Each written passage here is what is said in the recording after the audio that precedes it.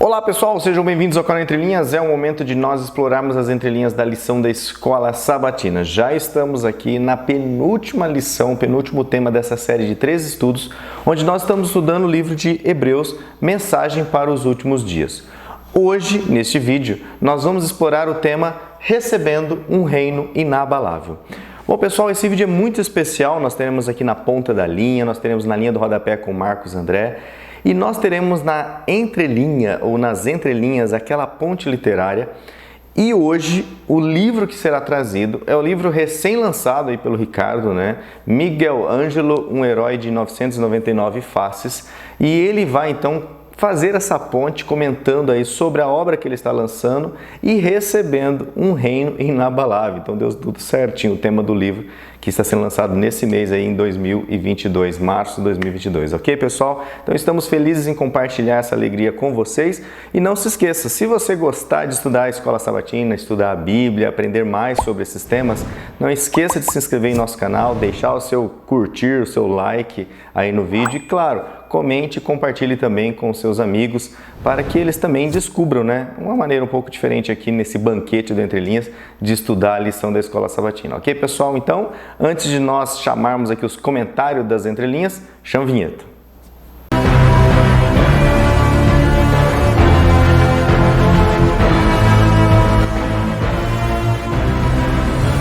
Bom pessoal, vamos para aquele quadro também que eu gosto muito e que muitos gostam muito, né, do quadro nos comentários das entrelinhas. Lembrando que todos os nossos vídeos são capitulados, você pode aí escolher qual parte do banquete melhor degustar nesse dia da semana, ok?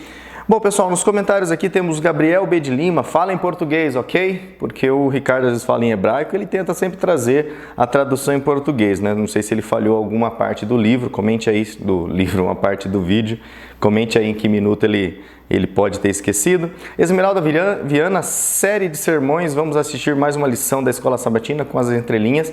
Deus continue abençoando vocês sempre, obrigado meninos, obrigado sogrinha lá de Maringá, sempre conosco assistindo. Ézio Antônio de Amorim, boa tarde, feliz sábado, estamos juntos. Edilza Nascimento, nossa querida e companheira, parceira do Entre Linhas. Feliz sábado a todos, curtido e compartilhado, boa semana para nós. O livro da semana é ótimo, né? O Velho e o Mar. Recomendo a leitura e vamos orar pela paz sem tomar partido de nenhum lado, porque na guerra a primeira vítima é a verdade, exatamente, diz Nascimento.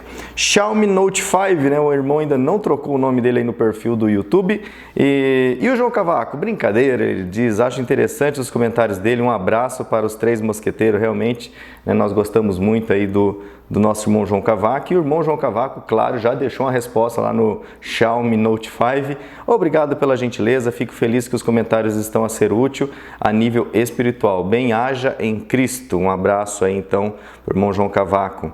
Eu comentei aqui também, fica ótimo em 2x, né, por causa do tempo. Ailda Pinheiro Silva, feliz sábado Entre Linhas, amamos este canal, compartilhado sempre aqui em Naiase de Fátima, em Belém do Pará. Um abraço também do Ian, o seu querido filho, nosso companheiro, nosso fã aqui do canal, nosso inscrito querido. Um abraço também para os irmãos aí da igreja de Fátima, né, de Belém do Pará.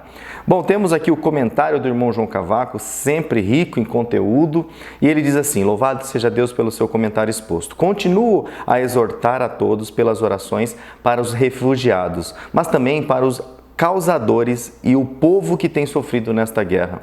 Continuemos também a orar para que Deus impeça as ações da Babilônia e dos ditadores como Nero, que se querem aproveitar dessa situação à beira do holocausto nuclear. Em relação à Escola Sabatina, complementaria com o seguinte, e ele coloca aqui na primeira sessão, fé dos Óscares ou dos desconhecidos. Ele também já encerra na segunda sessão, fé com, em e por Cristo. E ele diz assim, depois de descrever as vidas atribuladas, mas vitoriosas dos crentes, fica a pergunta no ar, como conseguiram? Só pela fé? Surge então no capítulo 12, verso 1 de Hebreus, a resposta, a fé tem uma fonte, Cristo, homem Deus. No essencial, a fé é a ligação que se cria entre o sobrenatural e o humano, através de atores espirituais infinitos, para sermos felizes nas liberdades, equidade e justiça da verdade dos mandamentos da lei exercidos na encarnação de Cristo, do amor e da vida eterna que vem da Trindade ou Deus triuno. Sabemos escolher e viver com os melhores atores? Isso pode já ser fé e o resto das suas implicações. Deus nos abençoe. Ele encerra. João Cavaco, peregrino da IAS de Lisboa, lá em Portugal, na União Europeia dos Estados. Um abraço, irmão João Cavaco. E os irmãos já comentaram no comentário do irmão João Cavaco, mandando aqui para ele um abraço. E a Paty fala assim: enfim, é como disse o segundo Marcos. Que fé é essa que não torna o crente diferente do descrente? A fé é muito mais do que simplesmente acreditar. Apenas acreditar não garante a salvação, pois até Satanás acredita, diz a Paty Santos. A fé genuína é aquela que o Richard sempre enfatiza, fé atuante, emuná, né, a palavra em hebraico. E o irmão João Cavaco, sem dúvidas, né, irmã Paty? Isso aí eu acho muito legal quando há esse comentário, né? Porque quando a gente comenta, a gente medita, a gente reflete e também a gente compartilha com os irmãos. Anete Clélia Cremasco, visto até o fim, só sinto falta do Alexandre junto com o Ricardo, o Lúcio no presencial. Nós também sentimos, a vida do Alexandre está bem corrido. Esposa trabalhando numa cidade, ele trabalhando em outra, e ele estudando. Então, assim, vamos dar um descontinho para ele. Né? Esse vídeo também, na ponta da linha de terça, quarta e quinta, também será gravado dele lá da casa dele. E ela diz assim, quem sabe ele consiga voltar ao presencial. A gente também deseja, viu, Anete Clélia? Clélia. E vamos esperar, né, que a vida nos dê aí mais oportunidades tranquilas. Inclusive esse vídeo está sendo lançado atrasado, porque realmente, ô semaninha, hein? Mas Deus, né, tudo era coisas aqui da igreja. Maglene Etienne, se é assim que pronuncia, desculpa a pronúncia, eu acho que o Ricardo quis dizer Hebreus 10, verso 37, e não no lugar de Abacuque 10, 37. O Ricardo já respondeu que realmente, né, a Maglene está certa. Muito obrigado pela lição, gente, que Deus vos abençoe. Lição forte das Bíblias, mandando lá o símbolozinho, né, um abraço aí. Grande bênção, meus queridos irmãos, diz ele. Deus abençoe e proteja vocês. Amém. Deus tem conduzido e protegido a nós e também os nossos familiares. Muito obrigado, Senhor, aí por esse ministério que nos move, né, a falar da palavra dele. Vilma Chico Mendes, Deus nos ajude a perseverar em Cristo Jesus e a testemunhar aos nossos queridos. Exatamente. Que nós tenhamos, Vilma, o Espírito Santo, né, em abundância. E a nossa amiga Sandra Bittar, olá meninos e a todos da família Entre Linhas, espero que todos estejam bem com a graça de Deus. Estamos bem, Sandra, né, como eu falei, meio cansados, meio abatidos, mas no Senhor. O quanto a lição dessa semana nos auxilia no fortalecimento da fé, diz ela. Já no início, o Marcos destaca as várias testemunhas do passado e em nossa vida que nos auxilia a entender e confiar na fidelidade de Deus. Fé é entregar-se nos braços de nosso Pai misericordioso, pois acreditamos que a fidelidade de Deus vem em primeiro lugar. Deus cumpriu, Deus cumpre e cumprirá as suas promessas. A nossa fé é o resultado dessa certeza. Acredito que realmente aprendemos quando colocamos em prática o conteúdo estudado. Assim, vamos iniciar com oração e depois meditar em algumas questões. Exemplifico. Como podemos crescer na fé? Relacionamento com Deus. Como podemos estreitar relacionamento com Deus? Qual o segredo em crescer na fé? A fé vem por ouvir a mensagem e a mensagem é ouvida mediante a palavra de Cristo. Romanos 10, 17, a Sandra coloca. Ela continua assim. Outro aspecto interessante é conhecer exemplos de fé e aprender com eles. E na Bíblia existem vários exemplos que entenderam, exerceram e foram vitoriosos. A correlação do conteúdo da lição com o Velho e o Mar, que é o livro, né, é muito interessante. Eu não li o livro, diz ela, mas vi o filme 1958 com Spencer Tracy. Vale conferir, é muito lindo. As questões no estudo adicional fecha com chave de ouro o estudo e um Marcos ampliou ainda mais quando comenta crer para entender. Há tempos que mudei o ditado popular, ver para crer para ver. E agora, depois da lição, crer para entender. Muito bom, irmãos, vamos viver a perseverança para viver o cumprimento das promessas de Deus, de Jesus. Vamos olhar para Cristo, né, nosso alvo, nosso foco, nossa razão, a nossa cabeça, né? A cabeça do corpo da igreja. Hashtag fui até o segundo Marcos, muito agradecido e feliz por mais uma oportunidade de estudar a palavra com vocês. E nós também muito felizes, muito agradecidos, Sandra, por você sempre estar conosco, todos vocês. Excelente semana para todos e Deus coloque fé em nosso coração, nos auxilie a confiar no Senhor Jesus, porque sozinho não conseguiremos, sozinhos somos pó, né, Sandra? Evilásio Krieger, firmes no estudo da lição de Hebreus, esperando que exploramos o que é fé, baseado na maneira especial e central, Jesus Cristo como autor e consumador da fé. Obrigado, Evilásio Krieger. Riva Ferreira, sendo Isaac morto pelo pai, ela traz uma pergunta, os irmãos aí da família Entre Linhas. Abraão não estaria violando um princípio da lei de Deus, não matará? A respeito da ressurreição, a Bíblia indica a respeito que Isaac poderia ser ressuscitado, ela pergunta. O irmão Marcos já responde aqui, vou ler a resposta. Olá, Riva. Quanto à primeira pergunta, a resposta é, ao meu ver, sim, porque Abraão aceitou fazer, pergunta ele. Creio que a intimidade e a dependência de Abraão com Deus era tão grande que ele aprendeu a obedecer sem compreender. Quanto à sua segunda pergunta, o único texto que temos em relação à possível ressurreição lá está em Hebreus 11:19, né? Que Deus abençoe a vida da nossa amiga Riva, mas eu ainda complementaria, né, sobre a primeira pergunta dela, né? Eu falo assim, Deus pediu muitas vezes, ordenou que a nação judaica, que ainda não eram judeus, né, mas que a nação hebraica deles, os judeuzinhos deles lá, o povo dele, que exterminasse muitas vezes outro povo. Então eu falo assim, eu sempre falo, pessoal, Deus deu a vida, só Ele tem o direito, né, de tirá-la. Tanto é, né, desculpa estender um pouco esse tema, né, dos comentários, mas eu sempre falo assim, eu sou totalmente a favor à pena de morte. Não sei você, mas eu sou a favor. Desde que Deus diga quem deva viver e quem deva morrer. O duro é que nós somos homens, e homens falando para outros homens viver ou morrer, aí não, né? Mas eu sou a favor da pena de morte se Deus for o juiz. Mas homem falhos que nem eu, sendo juiz, eu desconfio, né, irmãos? Mas vamos lá. Graça e paz, guerreiros. Diz aqui o Crispim Elcio. É muito bom ver jovens tão dedicados a Deus e ao conhecimento. Deus os abençoe para trazer esses importantes recursos e ferramentas para o povo de Deus. Parabéns, tudo excelente. Gosto muito de tudo. Destaco aqui as análises do texto original feitas pelo Ricardo e os nomes dos blocos, né? Genial e inspirador. Acredito que este estudo de Hebreus é definidor e ninguém poderá alegar a ignorância, né? PS, muito boa ideia de analisar clássicos da literatura em linha com a lição. Lá o nosso amigo Crispim Elcio, da IAS de Boa Vista, Joinville, Santa Catarina. Nosso amigo Crispim entendeu, né, a razão da nossa ponte literária. Né? A gente está estudando Paulo com os adolescentes e a gente viu que Paulo em Atenas usou toda a questão, né, de cultura, porque Paulo era uma pessoa culta, ele conhecia a cultura da época. Né? Então conhecer a cultura não é pecado. Acho que é pecado você conhecer a cultura sem Deus. Mas se você conhece a Deus, conhece a palavra de Deus e conhece a cultura com esse olhar que Deus nos dá, né, não vejo perigo. Marinalva Ferreira, oi gente, estava escutando o vídeo e esquecendo de mandar o meu saludo. Agradeço a Deus por esta lição, nesses tempos difíceis, só pela fé para aguentar tanta crise, né? É só Jesus nos pode dar, é só Jesus que nos pode dar. Bênçãos dos céus e ânimo para todos nós, desde lá de Astúrias, Espanha, está lá na Europa, mais pertinho do conflito. Nós estamos aqui no Brasil, né? Tem um oceano ainda nos separando, mas não é fácil, né, irmã Marinalva? Helena Saraiva, amém, amém, amém, só bênçãos, hashtag fui até o segundo Marcos. Wagner Veras, maravilhoso, obrigado irmãos, hashtag fui até o segundo Marcos, ou seja, ele foi até lá o finalzinho do Marcos, e o Marcos sempre, obrigado pelo carinho.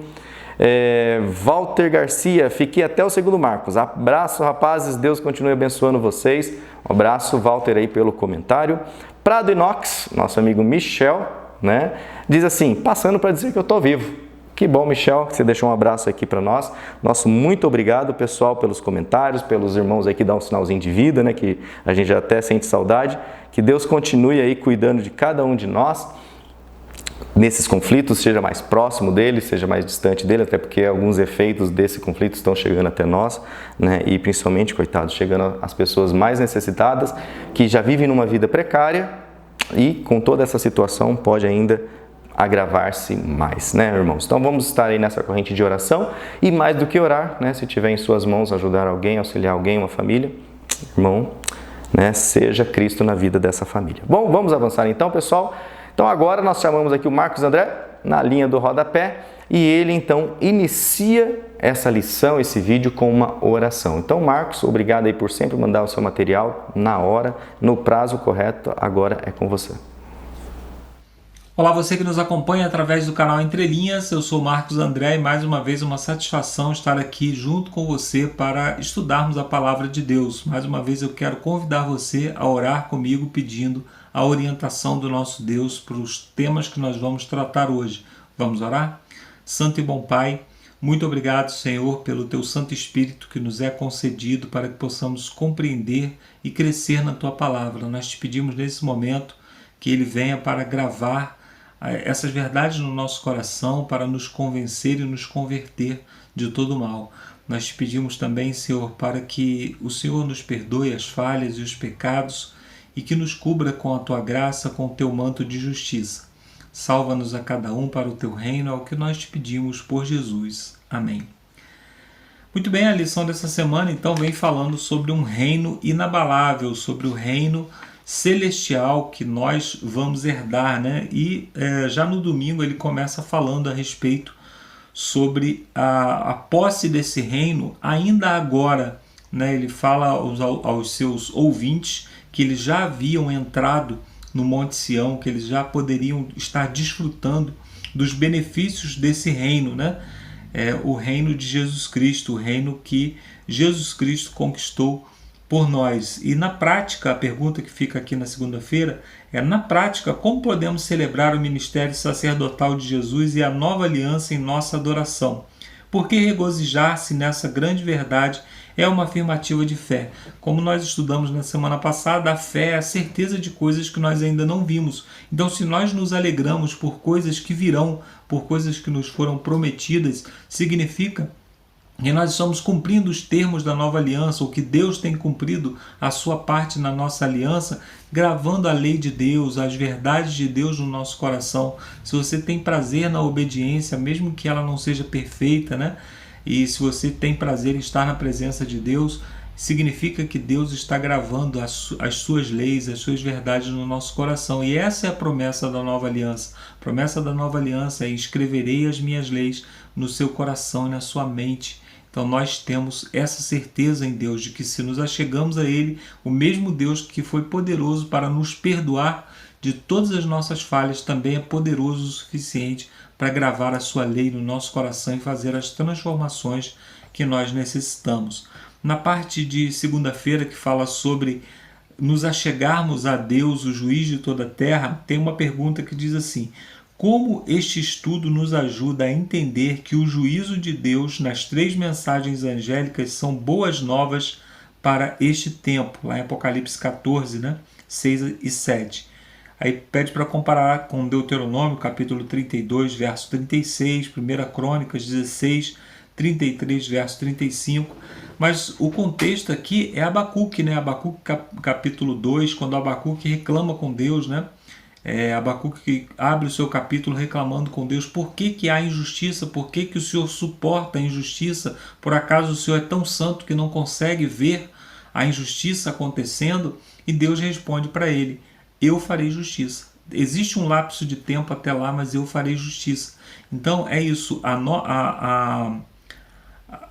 o juízo de Deus ele deve ser uma boa nova para nós, porque Deus ele vai eliminar o mal, Deus vai destruir completamente o mal, e é isso que nós almejamos, principalmente nós que somos tocados pelo mal. Inclusive, a pergunta de terça-feira é exatamente sobre isso: por que a promessa de que um dia a justiça será feita e o mal que prevalece no mundo será destruído é uma esperança tão grandiosa, né? Especialmente para os que sofrem diante do mal. Quem não sofre diante do mal, né? Quem não tem um morto a chorar, quem não tem uma doença a temer, quem não tem uma guerra, né? Batendo a sua porta, seja ela guerra civil, como nós vivemos em muitos lugares do Brasil, ou mesmo uma guerra como está acontecendo lá na Ucrânia, que a qualquer momento pode se espalhar pelo mundo inteiro. Então tudo isso deve nos fazer lembrar que o juízo de Deus contra o mal é a nossa libertação de tudo isso. Então, muito brevemente, nós não teremos mais mortos a lamentar, porque Jesus vai ressuscitar os nossos mortos. Nós não teremos mais luto, porque não haverá mais morte, a morte será destruída. Não haverá mais choro, pranto ou dor, porque todo o mal ele será completamente destruído. Então, essa é a nossa esperança e é isso que deve encher o nosso coração sempre que ouvimos falar de juízo, sempre que ouvimos falar que Deus vai executar juízo. Se nós estamos em Cristo, se nós aceitamos a Jesus Cristo como Salvador, nada temos a temer. Romanos capítulo 8, verso 3. Né? Quarta-feira nós não temos pergunta, né? Mas fala sobre um reino inabalável, sobre o reino que jamais passa. Né? Eu imagino que essa promessa ela foi muito importante para os hebreus, né? Que estavam sob o domínio ali do Império Romano, né? Sofrendo as opressões do Império Romano, e também relembrando as promessas que foram feitas, por exemplo, no livro de Daniel, né? De uma pedra que jamais passará, de um reino que se levantará e jamais será destruído. Então é muito importante termos essa mensagem, termos isso em nossa mente. Né? Na parte de quinta-feira fala sobre a gratidão, agradecermos a Deus pelas coisas que ainda não recebemos, pelo plano da salvação, né, que nós não vimos Jesus Cristo morrer por nós não vimos Jesus Cristo voltando para executar, né, o plano final de salvação com a destruição do mal, mas nós podemos agradecer a Deus por essa esperança. Se você em algum momento da sua vida já perdeu a esperança, você pode falar exatamente sobre como a esperança é importante. E a pergunta que fica aqui: por que é importante considerar as boas obras e compartilhar o que temos com a nossa parte, né, na nossa adoração a Deus? Ao mesmo tempo, de que maneira nossos sacrifícios espirituais a Deus podem ser corrompidos? Então nós temos que tomar muito cuidado, né, para não apresentarmos méritos diante de Deus. É isso que eu faço, me torna melhor do que a pessoa daquela outra igreja que não faz essas coisas, ou mesmo do meu irmãozinho que não faz essas mesmas coisas, não levanta de madrugada para orar, não faz isso, não faz aquilo. Isso são sacrifícios de méritos próprios, enquanto que o único sacrifício que nós podemos apresentar a Deus é o sacrifício de Jesus, que nos lava de todo o nosso pecado. Então temos que tomar muito cuidado com isso e nos alegrarmos pelo que Jesus fez por nós. E quando nós olhamos as transformações que nós já sofremos, né? Porque é bom sim que você devote tempo à oração, que você devote tempo ao estudo da palavra, que você cumpra os mandamentos do Senhor de maneira mais perfeita. Só que isso não é mérito seu, isso é algo que Deus concedeu a você. Por isso nós devemos ser gratos e devemos nos alegrar no Senhor por isso. Então, que possamos desde já tomar posse da Canaã celestial, da terra prometida, da terra que o Senhor nos prometeu, mesmo enquanto estamos vivendo aqui nesse mundo, que possamos fazer com que as leis desse reino governem a nossa vida, que os princípios desse reino governem as nossas relações, que a nossa casa seja um pedacinho do céu, um lugar de perdão, um lugar de misericórdia, um lugar de amor. Que Deus nos abençoe. Eu termino aqui a minha participação e volto daqui a pouco com a participação final, com as perguntas para consideração e também com a oração final. Bom estudo a todos e até daqui a pouquinho. Valeu, Marcos. Obrigado aí por ter já trazido na linha do rodapé para a gente, já ter iniciado com uma oração. E agora, então, pessoal, eu chamo o Ricardo, que traz para nós aqui na ponta da linha de sábado, domingo e segunda, vai trazer as entrelinhas do livro, né, Miguel Ângelo, um herói de 999 faces. Vai falar um pouco sobre essa obra e a ponte literária. E também, daqui a pouco, na ponta da linha, segue o Alexandre de terça, quarta e quinta. Então, pessoal, chega aí, Ricardo, agora é com você. Vamos lá, pessoal. Então, lição 12, recebendo um reino inabalável. Hoje, uma ocasião diferente, uma ocasião especial, uma vez que, eu acho que o Lúcio já deve ter falado no começo, no dia de ontem, 11 de março. 11 de março. Ficou disponível na Amazon o e-book, o meu e-book, que na entrelinha eu vou falar mais sobre ele, vou deixar aqui na ponta da linha só essa rápida explicaçãozinha do porquê, como é um dia especial, eu providenciei para vocês slides. Primeira coisa, gente, como nós falamos, o título da lição é Recebendo um Reino Inabalável. Primeira coisa, a expressão hebraica para reino é Melechá, que seria reino, monarquia ou um império. Vamos para o próximo slide, vamos dar uma olhadinha no verso áudio, gente. Eu vou dar uma lida na versão que está aqui na lição e depois nessa que eu trouxe para vocês. Por isso, recebemos nós um reino inabalável. Retenhamos a graça, pela qual sirvamos a Deus de modo agradável, com relevância, com reverência e temor. Hebreus 12, 28. Vamos ver aqui então. Pelo que recebemos o reino imóvel, ou seja, que não pode ser abalado. Mas a tradução literal é um reino imóvel. Retenhamos a graça, com que de tal maneira sirvamos a Deus e que lhe sejamos agradáveis com reverência e piedade. Essa expressão aqui, Melechut Esher Lo Timot. Melechut seria reino que não vacila, que não treme, que não balança. Por isso que alguns traduzem para reino imóvel. É óbvio que o Novo Testamento foi escrito em grego, mas foi escrito em grego por judeus. Então nós buscamos o hebraísmo no texto grego, porque ele foi pensado em hebraico e ele foi distribuído num contexto judaico. A expressão grega é asaleltos, segundo Bullinger, o que não pode ser movido, que é igual a algo imóvel.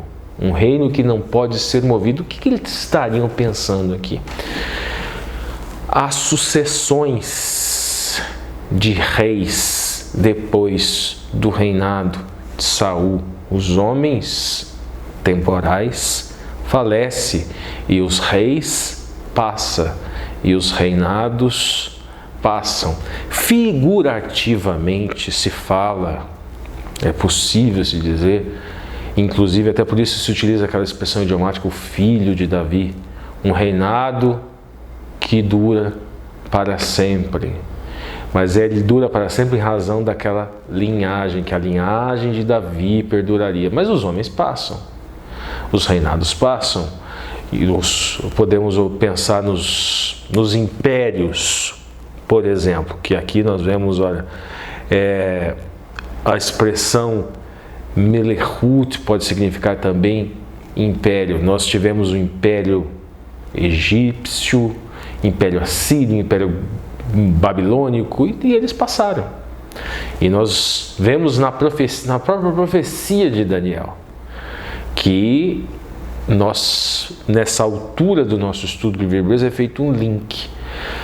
O sonho de Daniel, cabeça de ouro, era Nabucodonosor, os babilônicos, depois Ciro e Dario, os medos e os persas, depois Império Greco-Macedônio, Filipe, Alexandre, os 4 generais, Licímaco, Seleuco, Ptolomeu e Cassandro, e depois as pernas de ferro, que é o Império Romano, Césares, e depois os pés de barro e ferro, que até os fins dos tempos os impérios passam. Este, entretanto, ele não balança.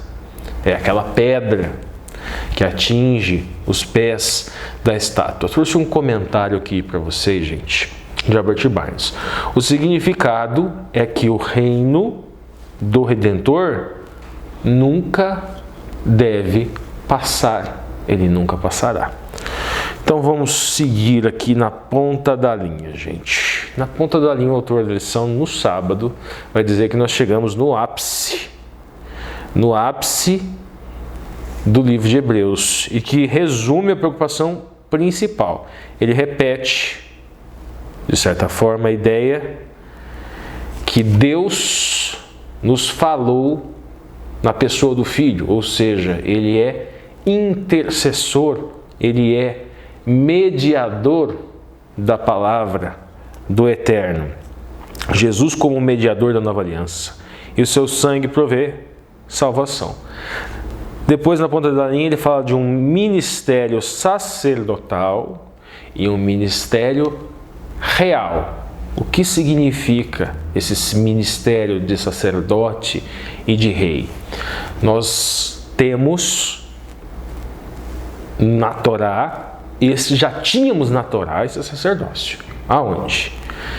Melquisedeque, Melec,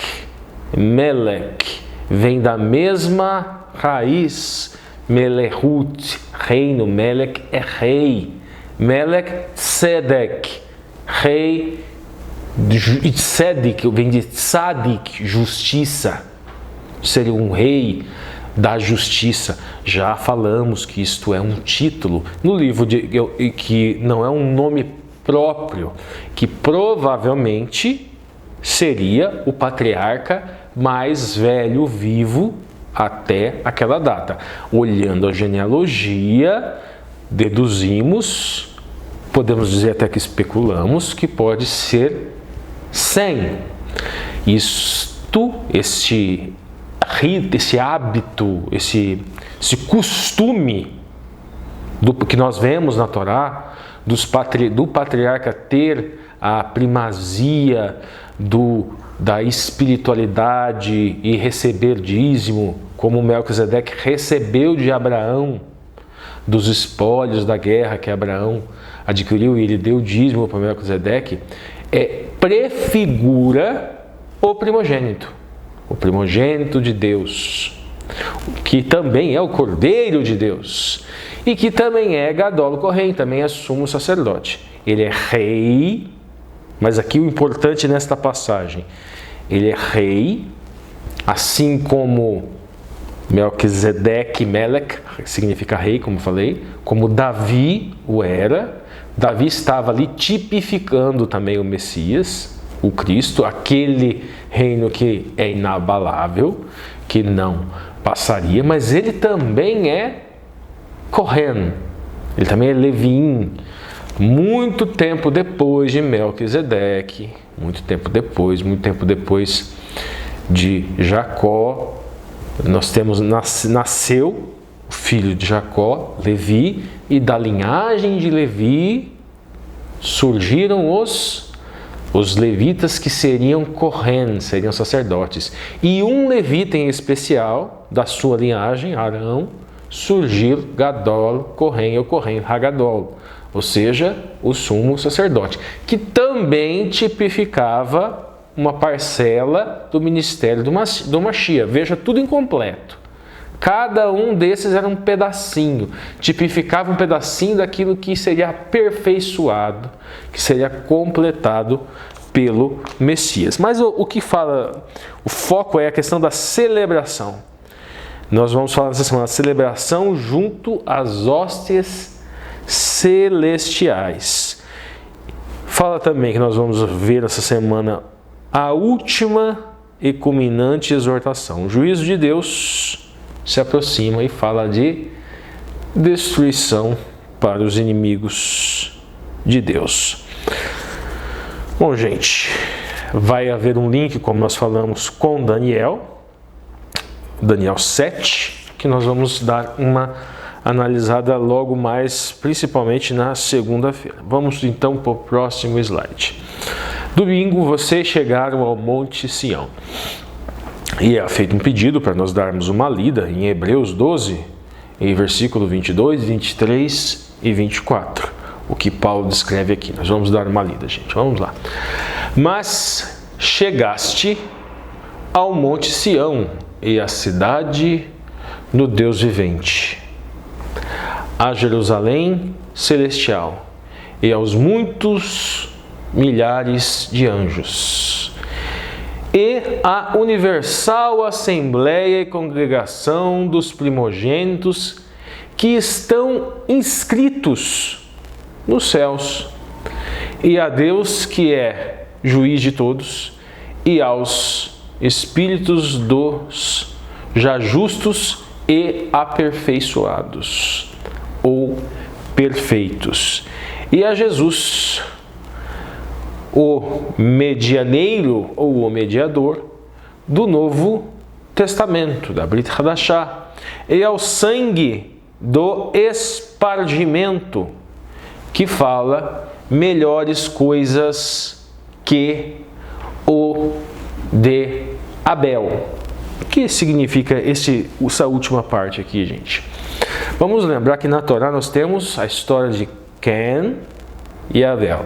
Caim e Abel, e que ali fala sobre korbanot, sacrifício, que vem de uma raiz, kavá, que significa aproximação. Então, o sacrifício,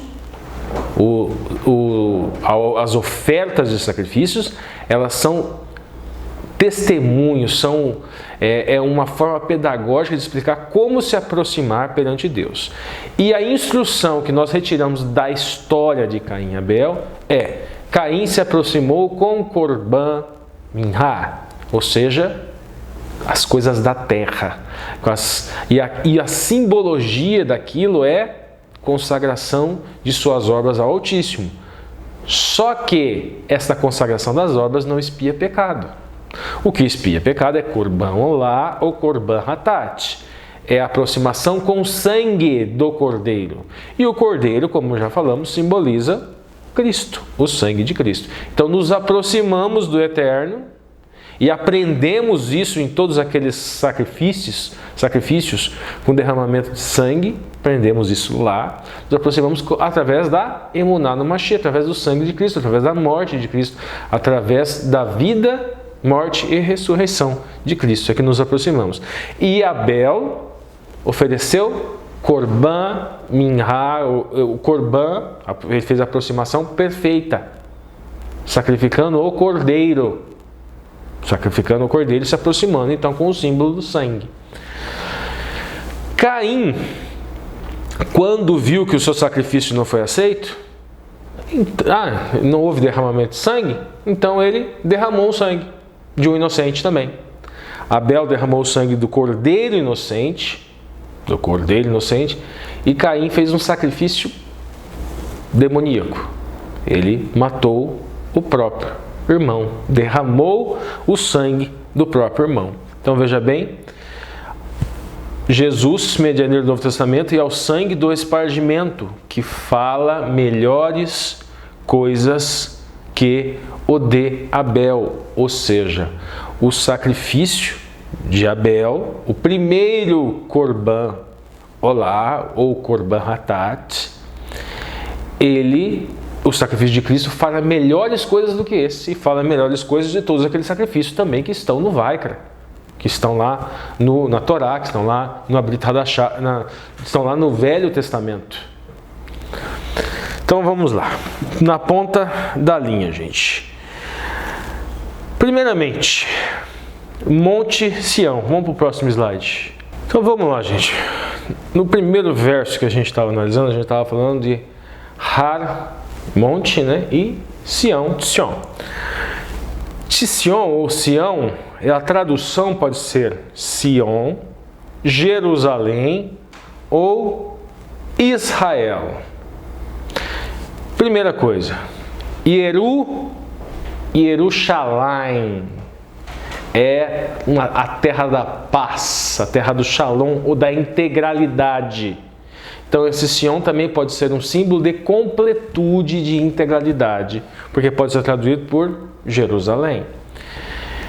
Israel, Yashar é retidão e ela é Deus, então também pode ser um símbolo de retidão com Deus. Sion é da mesma raiz de Ta Sion, que significa deserto ou lugar desolado.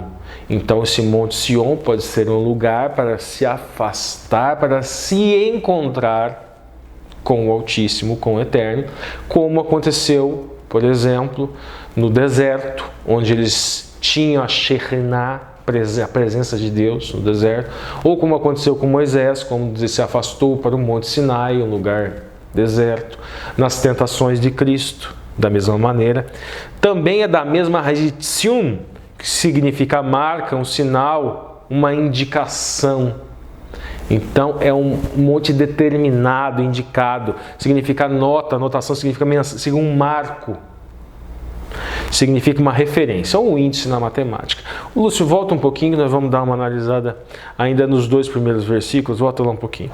Essa questão do aperfeiçoado, gente. Veja bem, justos, tzadik, e aperfeiçoados ou perfeitos. Como assim aperfeiçoados? A gente olha a Torá, a gente descobre. E daí a gente tira a instrução para nós. Todos aqueles patriarcas, eles não traziam uma tipificação perfeita do que seria o Mashiach. Era uma tipificação imperfeita e incompleta. Nós vemos Adão, onde Adão falhou, o apóstolo Paulo fala que Cristo venceria. Onde ele foi derrotado, Cristo venceria. Ou seja, Cristo completa Adão. Nós vemos Abraão, vários pontos, ele tipificava umas certas características, não era completamente, mas ele manteve a sua emuná mesmo nessa parcela. E cumpriu o chamado, e cumpriu as ordens, as mitivás nessa parcela, mas não cumpriu a lei completamente. O chamado dele não foi para a lei completamente. O chamado de ninguém o é, porque ninguém é capaz de cumprir plenamente a lei. Então ninguém é perfeito. Nós somos aperfeiçoados em Cristo. Nós cumprimos a emuná para a qual nós fomos chamados, a fé para a qual nós fomos chamados. E emuná é fé, cargo, função, fidelidade, segurança, é tudo isso. Então emuná sempre é fé atuante. Nós cumprimos a lei na emuná que nós fomos chamados, e nós somos aperfeiçoados, somos completados, ganhamos shalom, integridade em Cristo, assim como os patriarcas o eram. Nesse sentido, o justo aperfeiçoado. E a outra coisa, gente, é a questão do monte Sião, Har Sion, e a cidade do Deus vivente. O monte sempre foi um símbolo, nós vemos na Torá esse símbolo da presença de Deus, e com alegorias também relacionadas com o fogo. Vamos para o próximo slide. Próximo, esse a gente já falou. Beleza, pode deixar isso. Então vamos lá, gente. Na ponta da linha, Hebreus afirma que chegamos ao Monte Sião e participamos de uma grande festa. E daí, paráfrase, Hebreus 12, 22, que nós já lemos. Vocês chegaram ao Monte Sião e à cidade do Deus vivo, Jerusalém Celestial, e a milhares de anjos. Vocês chegaram à assembleia festiva. E o autor da lição, chegamos pela fé, chegamos pela emuná. É aquilo que eu falei. Nós recebemos um chamado para uma emuná. Nós cumprimos uma mitzvah em razão desse chamado, em razão da nossa função nesse ministério, e aquilo que nos falta, nós somos aperfeiçoados, porque Cristo cumpriu tudo plenamente. Nós não cumprimos a mitzvah para nos salvar, nós cumprimos porque nós atendemos o Vaikra de Ruach HaKodesh, atendemos o chamado do Espírito Santo. Então vamos lá, continuando. Fala, gente, também, nessa celebração encontramos multidão inumerável de anjos e o próprio Jesus, que é o centro desta celebração. Então nós vemos aqui no livro de Hebreus justamente um paralelo, para nós entendermos, terrestre, o Mishkan HaKodesh, o santuário terrestre e o santuário celestial, o ministério terrestre e o ministério celestial. Um ministério que é feito por homens incompletos, com chamados para uma emuná específica, e que tipificavam um ministério perfeito pleno e completo, e que se consuma em um único ato. É um único sacrifício de cordeiro, ele morreu. É um único ato de execução no santuário celestial. O Yom Kippur é um só. O Yom Kippur celestial é um só, não é uma vez a cada ano. Vamos lá. Outro detalhe, gente. Aí o autor da lição começa a entrar na questão da Hebreus 12, 23. Vivemos como parte da igreja dos primogênitos arrolados no céu. Nossos nomes registrados nos livros do céu. E eu trouxe aqui, nós vamos dar uma olhadinha, estas passagens bíblicas que falam do livro. Primeiro, Shemot, Êxodo 32. Livro, gente, Sefer, por exemplo, Sefer Bereshit, é o livro de Bereshit, é o livro de Gênesis. Sefer Shemot, livro do Êxodo, que é o livro dos nomes. Agora, pois, perdoa o seu pecado, senão risca-me, peço-te do teu livro que tens escritos. Curiosamente, o Shemot, Shem é nome, é o livro dos nomes. Primeira citação de um livro é encontrada no livro dos nomes, curiosamente, né? Que foi quando Moisés falou essa frase para se colocar como intermediário também, como mediador, não, que caia a consequência sobre mim o pecado. Com aquele ato, ele já estava tipificando um ato que o próprio Cristo faria. Moisés não poderia fazer, mas o Messias sim, poderia. Salmo 56, 8. Tu contatastes as minhas vagueações, os meus andares. Põe as minhas lágrimas no teu odre. Odre é onde se colocava o vinho. Uma construção poética aqui. Não estão elas no teu livro? Salmo 56, 8. Agora, Daniel 12. E naquele tempo se levantará Micael, o grande príncipe, Hagadol Hasserim, o grande príncipe, que se levanta pelos filhos do teu povo, e haverá um tempo de angústia, qual nunca houve, desde que houve nação até aquele tempo. Mas naquele tempo livrar-se-á o teu povo, todo aquele que se achar escrito no livro da vida. Aqui uma profecia, Naviim, do final dos tempos, quando Miguel se levantará. E aqui aquela mensagem que o autor da lição fala. Miguel se levanta e vem salvar o povo que está escrito no livro da vida. Continuando, gente. O autor da lição vai falar que neste reino inabalável nós somos primogênitos por extensão. Porque Cristo é o primogênito. Só que vamos entender um pouco essa questão de primogenitura, gente. O primogênito é o principal. Que nós vemos falar que Cristo é o primogênito entre os mortos. Não é uma questão de primeiro. Porque na própria Bíblia nós vemos que vários dos túmulos se abriram e muitos dos santos foram vistos. Isso foi antes da ressurreição de Cristo.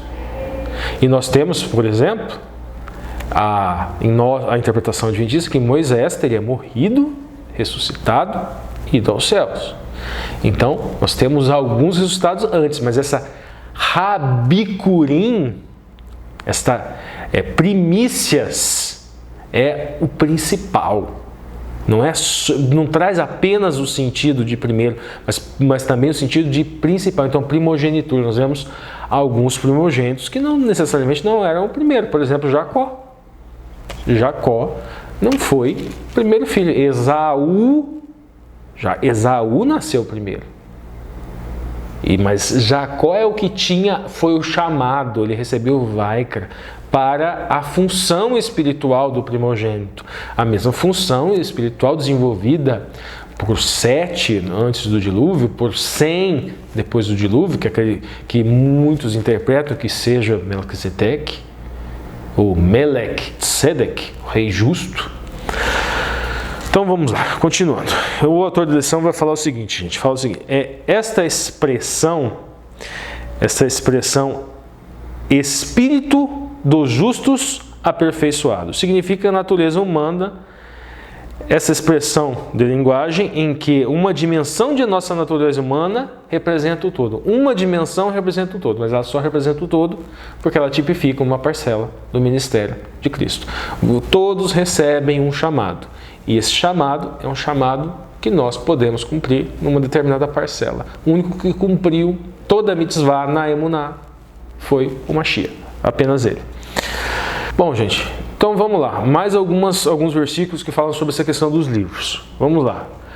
Vamos para o próximo slide, Lúcio. Malaquias 3,16. Então aqueles que temem ao Senhor, falam cada um com o seu companheiro, e o Senhor atenta e ouve. E há um memorial escrito diante dele, para os que o temem ao Senhor e para os que se lembram do seu nome. Shem. Shem é nome, Shem é reputação.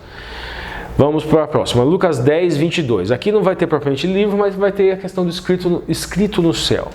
Mas não vos alegreis, pois, se vós sujeitem aos espíritos, alegrai-vos antes por estarem os vossos nomes escritos nos céus. Agora a próxima. Adoraram-na todos os que habitam sobre a terra, esses cujos nomes não estão escritos no livro da vida do Cordeiro, que foi matado desde a fundação do mundo. Agora nós vamos aqui para... Esse aqui é o Apocalipse 12, 13 e 8. Agora o 17 e 8. A besta que viste foi e já não é, e há de subir no abismo, e ir-se-á perdidos. E os moradores da terra, cujos nomes não estão escritos no livro da vida, desde a fundação do mundo, se maravilharam, vendo a besta que era e já não é. Então tá certo, gente. Então agora nós vamos... Isso daqui são os livros. Sefer. Agora nós vamos ir para 3 salmos que foram citados em Hebreus, no capítulo 1, que descrevem a entronização do Filho de Deus no Monte Sião. Vamos lá. Salmo 2,6. Eu, porém, ungi meu rei, Melech, sobre o meu santo monte Sião, Har Sião. Recitarei o decreto. O Senhor me disse, tu és meu filho, e hoje te gerei.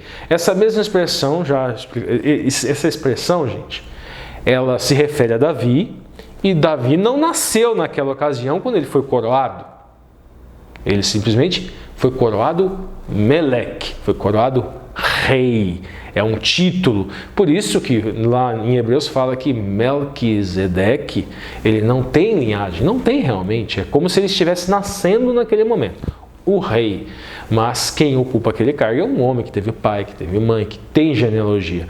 Mas é como se fosse o princípio da impessoalidade. Mas esta questão aqui, então isso aqui é uma expressão idiomática. Vamos lá, continuando. Salmo de Davi. Salmo de Davi disse o Senhor ao meu Senhor. O Senhor ao meu Senhor. Assenta-te à minha mão direita até que ponha os teus inimigos por escabelo dos teus pés. Aqui é aquela promessa que o autor da lição falou.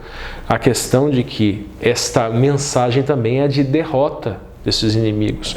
Por que Deus tolera a injustiça? Porque Deus tolera o ímpio até o cálice da iniquidade transbordar. Depois que o cálice da iniquidade transbordar, acontecerá isto. Tem essa mensagem já.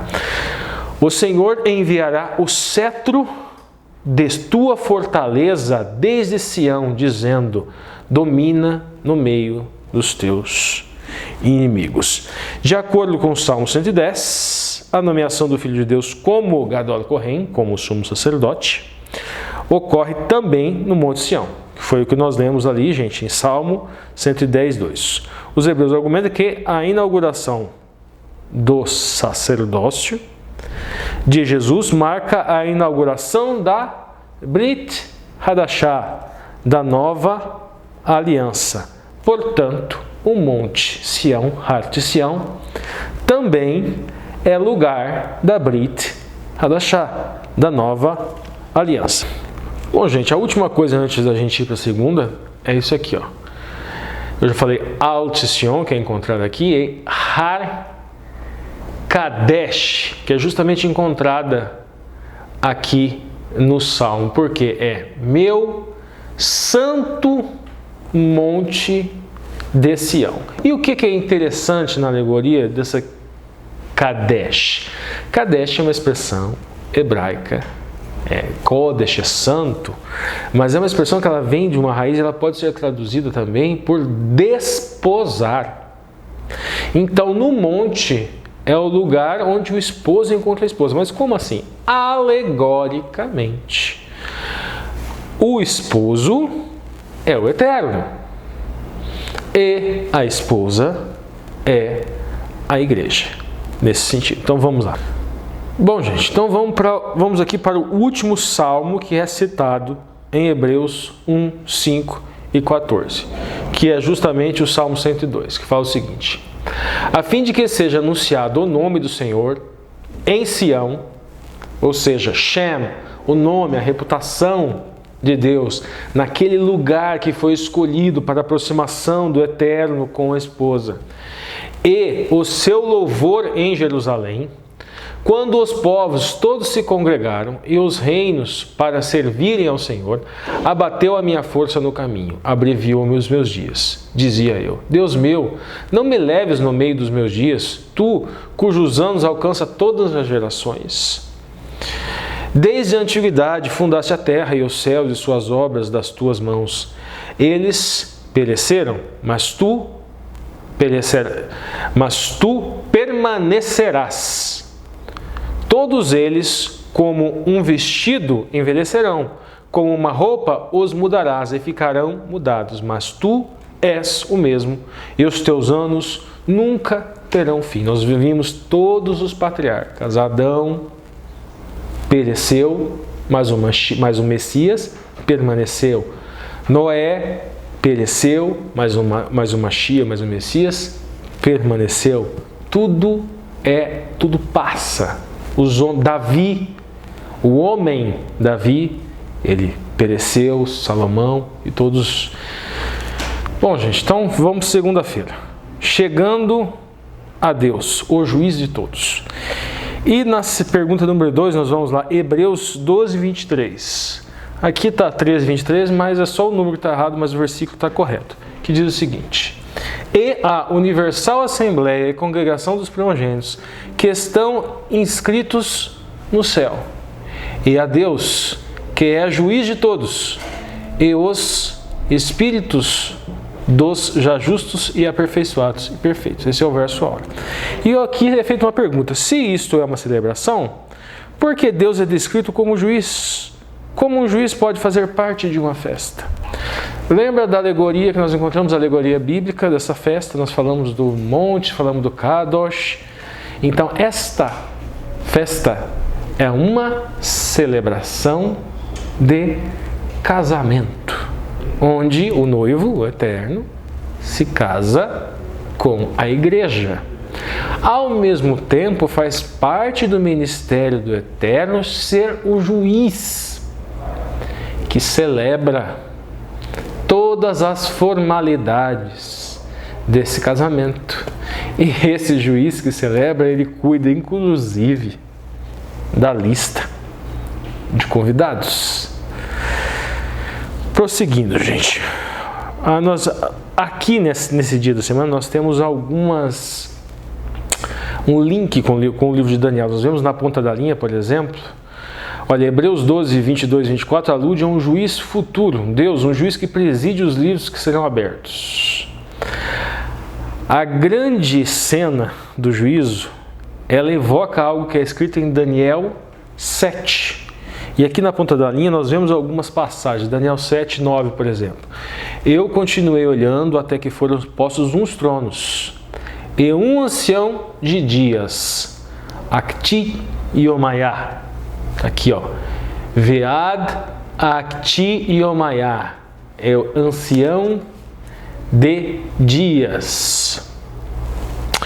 Se assentou O seu vestido era branco como a neve, tudo aqui são expressões idiomáticas, o branco simbolizando a pureza, e o seu cabelo de sua cabeça como limpa lã, branco, simbolizando a questão da idade, então a sabedoria.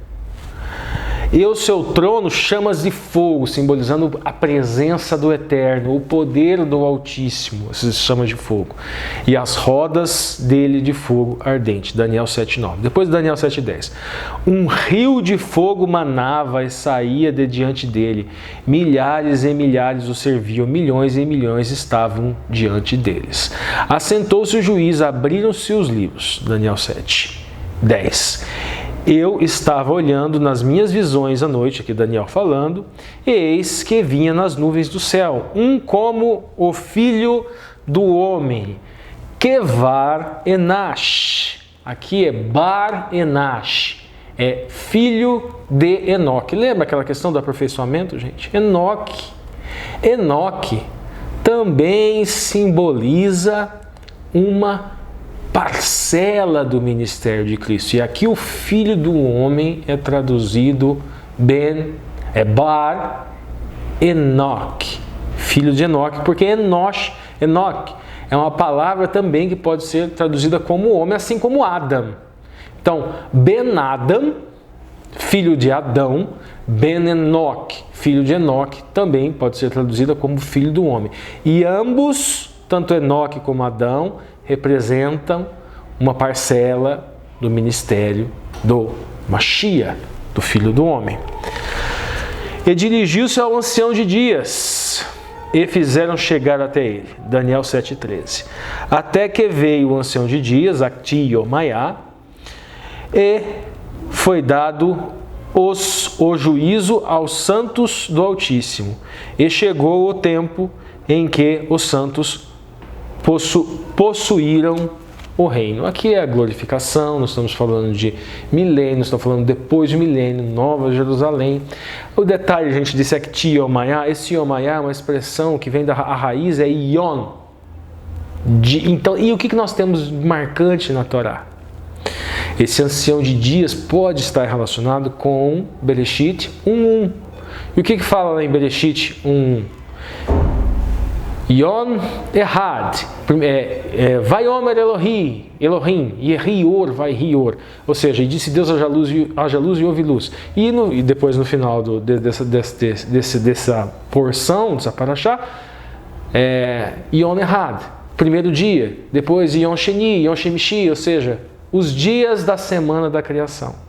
Então esse ancião de dias pode denotar eternidade e pode denotar também que este ser estava na semana da criação. Provavelmente era a própria palavra que deu origem a todas as coisas, deu origem ao Bereshit.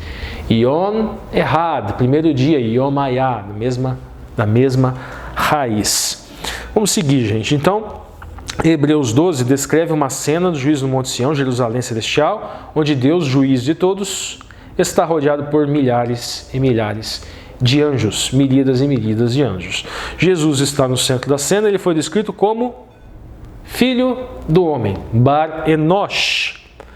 Nesta passagem de Daniel específica, sofreu para que pudesse conduzir muitos filhos à glória. Isto é, para os crentes que também puderam ser coroados de glória e de honra. Esse juízo, portanto, uma boa notícia. Agora nós vamos para a entrelinha. Bom, gente, vamos lá. Então a entrelinha de hoje, gente, é sobre o livro, meu livro. O livro, eu utilizei um pseudônimo, Richard E. Smith, Miguel Ângelo, Herói de 99 Faces. Primeira coisa que é uma mega hiper Haggadah. É uma alegoria onde construir um reino que na verdade ele não é inabalável. Já estou fazendo o link aqui com o tema da lição dessa semana. É um reino incompleto, é um reino onde tem todos os elementos humanos de mitologia, de sociologia, de filosofia que estão introduzidos em uma fábula. Uma fábula, gente. Na Bíblia nós temos Haggadahs, nós temos fábulas, nós temos árvores que se mexem, que andam, que falam em Hagadás. Isso no Velho Testamento. Nós temos o próprio Mashiach criando uma Hagadá, uma parábola, podemos dizer, utilizando aquilo que veio do grego, né, parabole, com o rico e Lázaro. Ou seja, se utilizando de crenças de alguns segmentos do judaísmo da época e construindo uma parábola para trazer lições. Foi isso que foi feito. Mas é um reino onde se encontra mitologia babilônica, mitologia medo-persa, mitologia greco-macedônica, mitologia romana e mitologia dos povos bárbaros. Então, mas a pessoa tem que buscar nas entrelinhas para abstrair as lições. Assim como não dá para você entender a parábola do rico Lázaro como uma análise ontológica do ser, da espiritualidade, da vida após a morte. Não dá para se acreditar, porque consta na Bíblia a parábola sobre árvores que andam, que as árvores andam e falam e se locomovem, porque isso são alegorias, são construções alegóricas, assim como é este livro. E neste livro se encontra todos esses elementos dessas mitologias.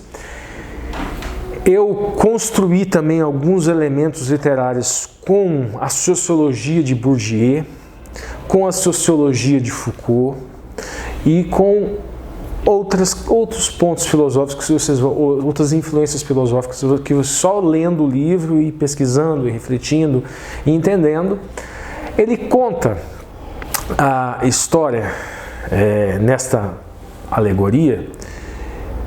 É como se estivessem dois universos. Isso já fica bem claro. Um universo bidimensional e um universo tri- ou quadridimensional, que é o nosso. E eu tento misturar questões relacionadas a toda aquilo que é ficcional, que fica nesse universo 2D, uma vez que a página do livro é 2D, o celular é 2D e o nosso mundo ele tem altura, largura, profundidade, duração e tempo. E eu busco em histórias reais, muitas vezes, com um elemento que eu chamo de fluxo, uma interação entre os personagens fictícios desse meu universo 2D com o real. Então seria, mesmo que seja uma ficção, que seja o fantástico, seria uma ficção científica, mas com realismo fantástico. Eu utilizo o fluxo de consciência em alguns pontos no livro. Fluxo de consciência é aquilo que denota um fluxo constante de ideias, utilizando vírgula, muitas vezes o ponto e vírgula. Em alguns casos não uso no livro inteiro para não ficar muito cansativo, então utilizo discurso livre direto, discurso livre indireto para alternar um pouco, porque o fluxo de consciência é um tanto quanto truncado. E na história é o seguinte, é um menino que ele foi salvo do planeta Terra, que foi destruído por guerras, fenômenos naturais e fenômenos sociais, e ele foi salvo por seres extraterrestres, algo que é da crendice da nossa época, assim como era aquele estilo do Rick e Lázaro, né? Essa questão dos alienígenas. Ele foi salvo e esses seres teriam feições angelicais, mas ele foi cuidado por um ser chamado Sealia. Esse ser tem um mistério, se ele é bom ou se ele não é. E ele tem características diferentes. Por quê? Quais seriam essas? O Miguel, né, tem características diferentes, que ele não se fixa nos gêmeos 3D, um específico. Neste universo 2D, esse gêmeo, esses personagens que eu criei, eles se conectam a um único ser real para fazer aquele realismo fantástico que eu falei, que é a mistura de uma alegoria fantástica com questões reais. E ele não se fixa em ninguém por alguma razão que vai ser descoberto ao longo nem desse livro, mas volume 2, volume 3, que o livro não acaba, esse é apenas o volume 1, uma introdução para esse reino alegórico que foi criado. Por isso ele é o herói de 999 faces. Bom, gente, o livro ele é dividido em 3 linhas do tempo, que não vão contar a história toda, que essa história toda, em cada uma das linhas do tempo, ela vai ser contada nos próximos volumes.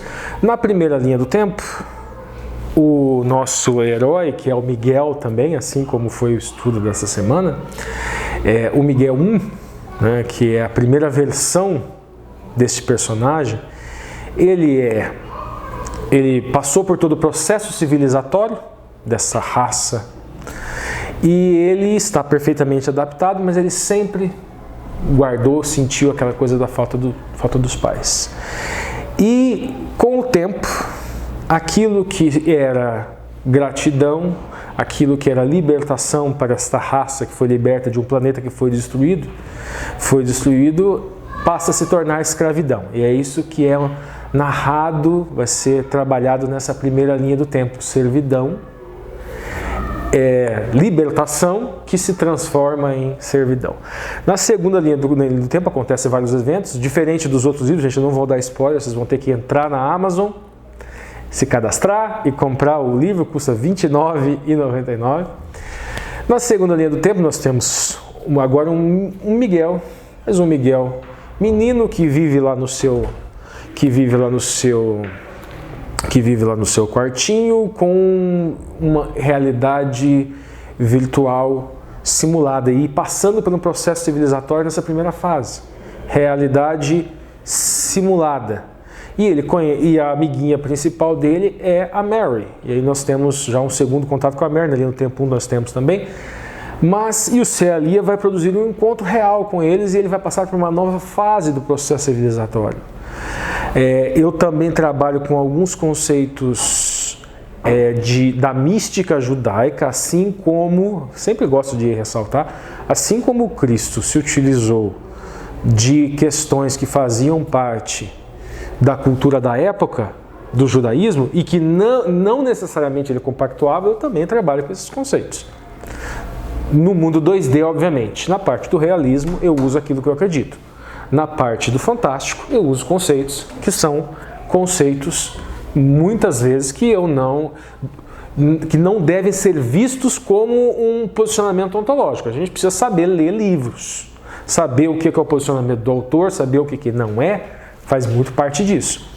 Na terceira linha do tempo, aconteceram vários eventos e nós vemos o enfoque mais na Mary, na menina.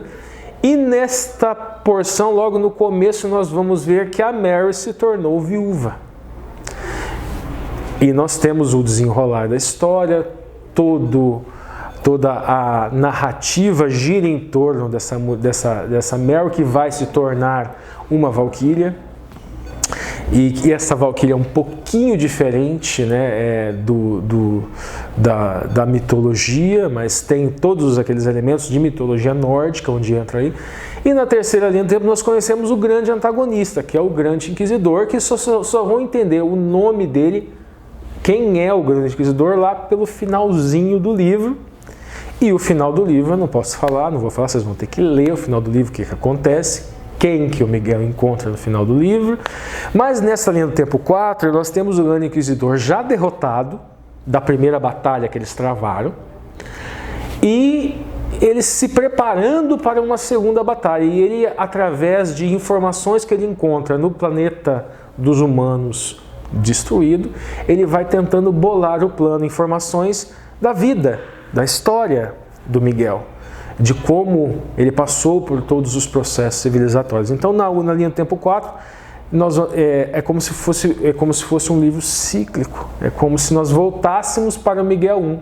Nós vemos o grande inquisidor, que tem um nome, que vocês vão ter que ler o livro para saber, 4, porque está na linha do tempo 4, e ele analisando o inimigo dele, que ele já foi derrotado uma vez, e ele se preparando para uma nova batalha que será narrada e descrita nos próximos volumes, não sei quantos volumes serão.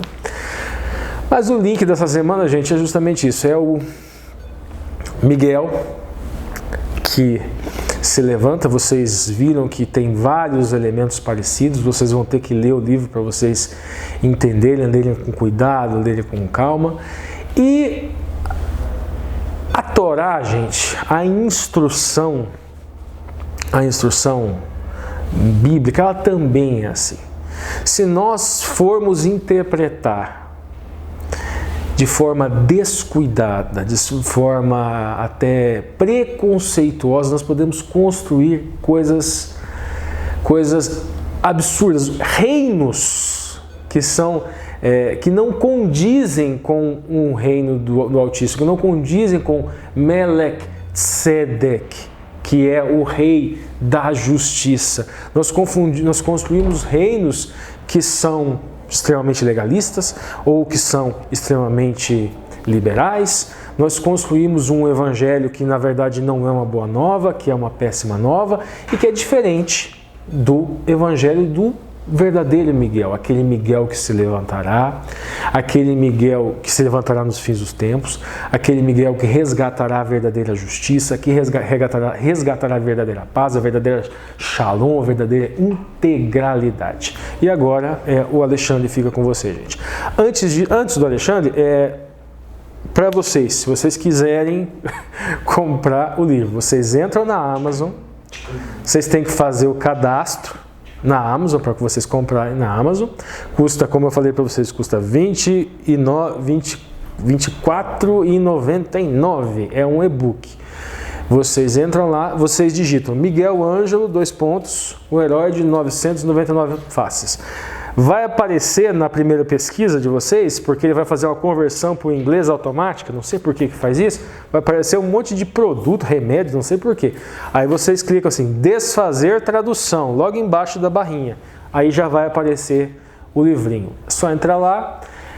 Detalhe, este é um livro de fantasia, estou preparando um livro mais para frente. Acredito que não vai dar tempo para a próxima lição do Gênesis, mas a lição do Gênesis vai me ajudar a escrever o livro, diga-se de passagem, sobre Gênesis. Já estou no Gênesis 1, então vocês me ajudam também comprando esse, e logo vai vir um livro técnico sobre a Bíblia especificamente, e o meu projeto, pode ser até um projeto, não sei por quantos anos, é fazer um livro sobre Gênesis 1 e 2, Semana da Criação, depois um livro sobre os outros capítulos, já até terminar todo o Gênesis. E quem sabe partir para Êxodo, Levítico, Número, Deuteronômio. E aí só Deus sabe até onde vai. Legal, gente. Agora com o Alexandre. O céu é o limite. Olá, pessoal do Entre Linhas. Um abraço para todos vocês. É muito bom estar aqui para mais um estudo de lição, para mais uma semana de estudo.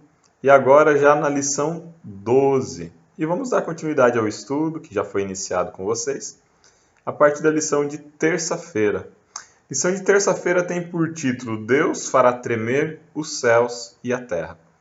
O texto base passa por Ageu, por Salmos e depois por Hebreus. Então não é só um texto base, são vários textos base. O texto de Ageu foi o texto de todos esses que eu mais achei interessante, que eu achei mais legal. O texto de Ageu 2, 6 a 9, ele diz ali, farei abalar terra, farei abalar mar, nações.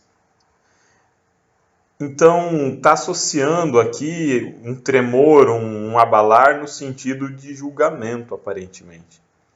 Mas eu destaco, como no verso 9, e é isso que eu achei mais interessante, vem falando que a glória dessa casa será maior do que foi a da primeira. Essa observação, a glória dessa casa será maior do que foi a da primeira, para mim é uma referência clara ao segundo templo, ao templo depois de Salomão.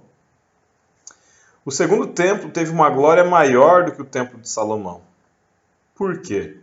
No templo de Salomão, Cristo não entrou. E no segundo templo, Cristo esteve ali. Cristo entrou. O que trouxe glória para o templo não foram as paredes, a construção majestosa, os ritos ou os sacrifícios. O que trouxe glória para o segundo templo, que foi maior do que a do primeiro, foi a presença de Jesus Cristo ali.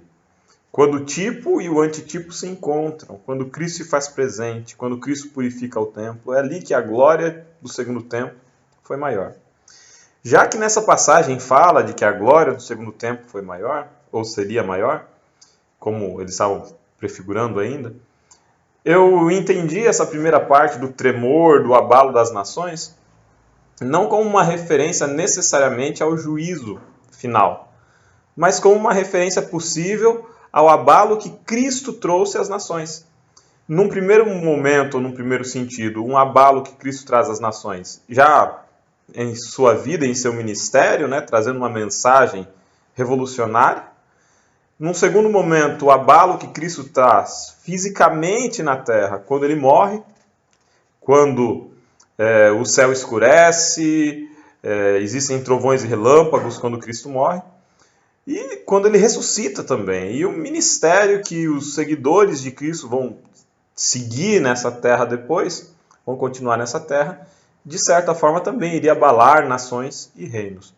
Então a gente pode compreender essa passagem como uma referência a um período de julgamento posterior, mas a gente pode associá-la também ao ministério de Cristo aqui nessa terra, que já abalou e que, de certa forma, com sua morte e ressurreição, também julgou esse mundo, na medida em que assegura a salvação para uns, aqueles que aceitarem o sacrifício de Cristo, mas, por outro lado, a condenação para outros, aqueles que não aceitarem. A segunda passagem que eu destaco aqui é Salmos 96 e depois os Salmos 99. Nas duas passagens, o temor e o tremor estão associados à adoração diante da glória de Deus, diante do reino de Deus, e estão associados também à ideia de um Deus que vem para julgar, de um juízo de Deus. Então, a glória e o tremor estão associadas à adoração e estão associados também ao estabelecimento do reino de Deus. E esse aspecto do estabelecimento do reino de Deus é muito importante no livro de Hebreus. Mas como a gente vai ver na lição de quinta-feira, o louvor a Deus igualmente. E por fim, chegamos a Hebreus 12, 26 a 27. O livro-chave que nós estamos estudando, né? E ali vai falar de uma oposição entre dois tipos de coisas. Vai falar de um Deus que vem para julgar, de um Deus que estabelece juízo, mas de um Deus que está julgando entre duas categorias de coisas. De um lado nós temos as coisas que são abaladas e do outro lado nós temos as coisas que não são abaladas. De um lado nós temos as coisas que saem de cena e do outro lado nós temos coisas que permanecem. É importante a gente entender isso. No momento de julgamento, no momento de um juízo final, existem coisas que serão abaladas, que deixarão de existir. Mas existem coisas que permanecerão. Existem pessoas que permanecerão. E a reflexão, ela é clara e ela nos acompanha. Aonde nós estaremos? Iremos nós permanecer em pé diante de Deus? Podemos avançar para a lição de quarta-feira. O título da lição de quarta-feira é Um Reino Inabalável. E ali nós temos várias passagens de Salmos. A lição de quarta-feira vem numa sequência direta à pergunta da lição de quinta. A pergunta que a gente se faz depois de ler Hebreus 12, 26 a 27 é: o que vai persistir? Se existem coisas que serão abaladas, o que não será abalado? E como fazer para que eu não seja abalado? Para que os meus queridos não sejam abalados? A resposta vem na lição de quarta, por meio de salmos, vários salmos. Salmos 15:5 vai falar basicamente que o justo não vai ser abalado. Aquele que trata os outros com benignidade, aquele que não empresta com usura, que não defrauda nos negócios, que é justo nos negócios, que não cobra juros alto para não se prevalecer sobre o outro, esse vai permanecer. Salmos 16:8 vai falar que aquele que está com Deus, firme em Deus, vai permanecer. Salmos 21:7 vai falar que aquele que confia no Senhor vai permanecer. Salmos 62:2, aquele que se refugia numa rocha, uma rocha que é Cristo, vai permanecer. E por fim, Salmos 112:6 vai dizer que o compassivo é aquele que vai permanecer, aquele que tem compaixão, aquele que tem um ato de bondade, uma preocupação de bondade com o próximo. Eu acho muito interessante como tem dois aspectos que são centrais aqui para a nossa permanência. O primeiro aspecto é, essa permanência só é possível em Deus. É aquele que está em Deus, aquele que descansa no Senhor, aquele que está sobre a rocha. Então o primeiro aspecto é esse, estar em Deus. E o segundo aspecto diz respeito à nossa relação com os outros. É a justiça, a compassividade, a compaixão. Quer dizer, se eu quero permanecer em pé no dia do juízo, eu devo estar ligado a Deus, permanecer em Deus, permanecer em Cristo, e eu devo também ser compassivo, manter uma boa relação com o meu próximo. A gente volta e caminha e dá voltas para chegar nos 2 grandes mandamentos de que Jesus falou. Ame a Deus sobre todas as coisas e ame ao teu próximo como a ti mesmo. Amor a Deus e ao próximo resumem a lei e os profetas. E a gente consegue chegar por fim à lição de quinta-feira, que tem uma ligação, tem uma conexão total com esses salmos. Percebe como terça, quarta, quinta, as lições foram seguindo um encaminhamento lógico. O autor da lição foi muito feliz nessa construção do texto. Foi muito interessante. A lição de quinta-feira, vai dizer como título Sejamos Gratos. E vai ter a comparação de 2 textos de Hebreus. Hebreus 12, 28 e Hebreus 13, 15 a 16. Agora a pergunta não é como ser salvo. A pergunta é como oferecer uma adoração aceitável a Deus. Nós permanecemos, nós estamos em pé diante de Deus. O que permanecerá conosco pela eternidade? Em termos de comportamento.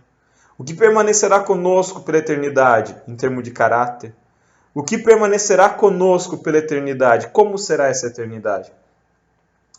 E essa eternidade começando aqui, começando já, sendo reflexo de atitudes que nós já começamos hoje, que nós vivemos hoje.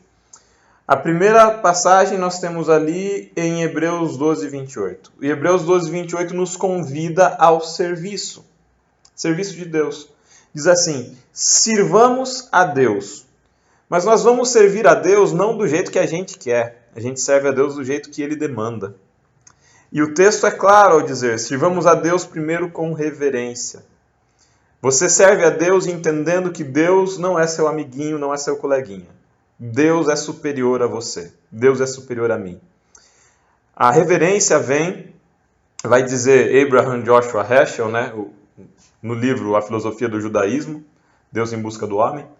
Heschel vai dizer que a reverência é algo que nós temos em relação a algo ou alguém que é superior a nós. Se nós estabelecemos ou pretendemos estabelecer uma relação de horizontalidade com Deus, não é possível ter reverência.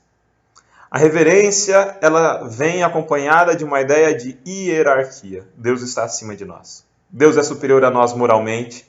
Deus é superior a nós em poder. Deus é superior a nós em amor. Deus é superior a nós em justiça. Deus é superior a nós em todas as formas que a gente pode imaginar. E a gente deve se aproximar dele com reverência. O texto de Hebreus segue, em Hebreus 28, falando que nós devemos nos aproximar dele com santo temor. O temor, ele vem, segundo Abraham Heschel, antes da reverência. O caminho que Heschel segue para chegar na reverência, né, seria primeiro um maravilhamento, um espanto ao constatar a grandeza de Deus. O segundo passo seria o temor, o entender a nossa pequenez diante de Deus. E a partir desse temor nós desenvolveríamos a reverência, a ideia dessa condição nossa diante de Deus agora aplicada a uma forma de relacionamento que nós estabelecemos com Deus. Ou melhor, que Deus estabelece conosco. Mas temor, reverência, santidade, às vezes essas palavras podem ser deturpadas pela nossa mente caída pelo pecado, que transforma Deus num ser terrível, sisudo, mal-humorado. O texto de Hebreus 28, 12 e 28 é interessante, porque fala que essa reverência, esse santo temor, esse serviço a Deus, ele é agradável. Quer dizer que nos faz bem, nos é prazeroso. E será prazeroso pela eternidade. Às vezes, eu já escutei pessoas falando jocosamente, se o céu for desse jeito, eu não quero ir para lá, não. Com esse monte de crente, do jeito que é o céu, eu não quero ir para lá, não. E, gente, de verdade, se a gente fosse construir um céu à nossa imagem e semelhança, eu não ia querer estar lá, não. Se no céu só tivesse adventista e a gente se comportasse no céu exatamente das formas que a gente se comporta na sociedade, na igreja, olha, não era uma boa ir para o céu, infelizmente. Mas o céu não é feito à nossa imagem e semelhança. O céu ultrapassa todas as nossas expectativas. O serviço nosso para Cristo, ele foi pensado por Deus não para ser fonte de sofrimento, de angústia, de desespero ou de cobrança. O nosso serviço para Deus, o nosso serviço para Cristo foi pensado por Deus para nos ser agradável. E o céu será um lugar agradável. O céu não será um lugar cheio de crente chato, não. O céu será um lugar cheio de crente legal, cheio de crente bom, cheio de crente agradável. Podemos avançar agora para a segunda passagem básica, que é Hebreus 13, 15 até 16. Ali fala de louvor a Deus. Fala que a gente deve louvar a Deus. Mas o louvor a Deus, ele vem de uma forma muito bonita aqui. Na forma de fazer o bem ao próximo. Na forma de mútua cooperação. Pensa nas pessoas que te cercam. Você consegue despertar o melhor nelas? Você é alguém que joga os outros para cima, para o crescimento, para o alto, aproximando-eles de Deus? Ou você é alguém que reprime, diminui, sabota, boicota, encolhe quem está perto de você? Mútua cooperação implica na ideia de mais de duas ou mais pessoas fazendo algo junto, produzindo algo junto, gerando crescimento junto. Quando a gente ajuda no crescimento dos outros, a gente ajuda no nosso próprio crescimento também. Que nós sejamos pessoas que façam o bem, que levem os outros para serem o melhor que os outros puderem ser, porque nesse caminho a gente vai se tornar o melhor que a gente puder ser também. Um abraço para todos vocês, desejo um feliz sábado, uma feliz semana, e na semana que vem a gente já volta com o 13º sábado. Tá acabando. Essa lição vai deixar saudade. Tchau, tchau para todos e até mais. Valeu, Ricardo. Obrigado aí por trazer na ponta da linha, ter apresentado a sua obra, né, fruto desse trabalho aí de mais de um ano, né, que a gente acompanha você nessa empreitada, e por ter feito essa ponte literária, né, com o Miguel Ângelo e também com a lição. Bom, pessoal, obrigado também ao Alexandre, que mesmo cansado, mesmo corrida a vida, não falhou, mandou aí a parte dele. Eu gosto muito, né, da fala do Alexandre também, acho que muitos gostam aqui, né, da partezinha do Alexandre. E agora, pessoal, sim, para encerrar, eu chamo o segundo Marcos, hashtag fui até o segundo Marcos. É ele aqui que encerra trazendo para nós as perguntas para a discussão de sexta-feira e também já encerra com uma oração. Então, Marcos, parceiro, mais uma vez é com você. Muito bem, chegamos ao final de mais um vídeo, chegamos ao final de mais uma lição. Eu espero que você tenha gostado do conteúdo até aqui. Agora vamos para aquelas perguntinhas que ficam lá na parte de sexta-feira, que são as perguntas mais práticas, né, para aplicarmos a lição na nossa vida.